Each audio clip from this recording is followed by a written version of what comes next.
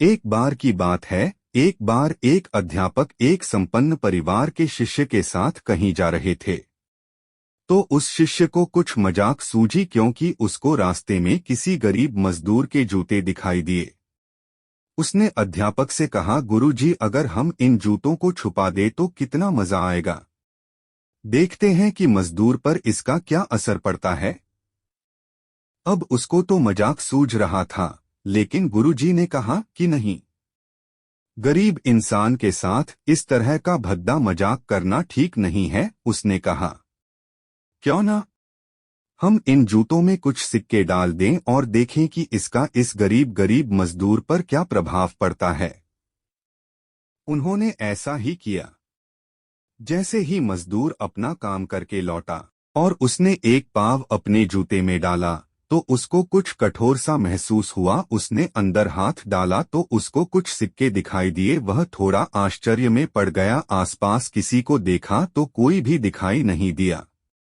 वापस उसने दूसरा पैर अपने जूते में डाला और वापस उसको उसमें कुछ सिक्के दिखाई दिए। अब दोनों जूतों के सिक्कों को उसने अपने हाथों में रखा और प्रभु की तरफ इशारा किया है, प्रभु, पता नहीं किस भले मानुष ने यह सिक्के मेरे जूतों में छुपाए हैं, लेकिन जिसने भी छुपाए हैं उसको मेरी दुआ है, ताकि इन पैसों से मैं अपने बच्चों और पत्नी के लिए कुछ खाना और दवाइयाँ ला सकूंगा। और इतना बोलकर वह चला गया।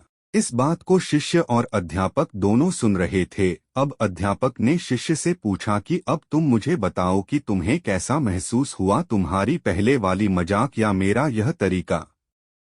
तो उसने कहा कि गुरुजी, मैं आपसे क्षमा चाहता हूँ। अब मुझे समझ आ गया है कि सच्ची खुशी किस चीज में है। जब हम किसी की मजाक उड़ाते हैं तो हमें कुछ पल का आनंद मिलता है, लेकिन इससे हमें बद्दुआ मिलती है। लेकिन अगर हम किसी की मुश्किल परिस्थिति में मदद करते हैं और जिसकी भी हम मदद करते हैं उसको भी नहीं पता कि हमने उसकी मदद की है, लेकिन अंदर ही अंदर हमें पता है कि हमने उस इंसान की मदद की है, यही सच्ची खुशी है। जब हम दूसरों को खुशी देते हैं तो हमें सच्ची खुशी मिलती है।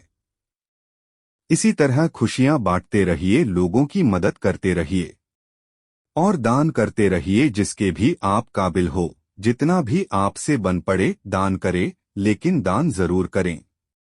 इसका मतलब यह नहीं है कि आपको कंपलसरी या अनिवार्य रूप से इतने रुपए दान करने ही चाहिए, क्योंकि हर किसी की जरूरत अलग अलग हो सकती है।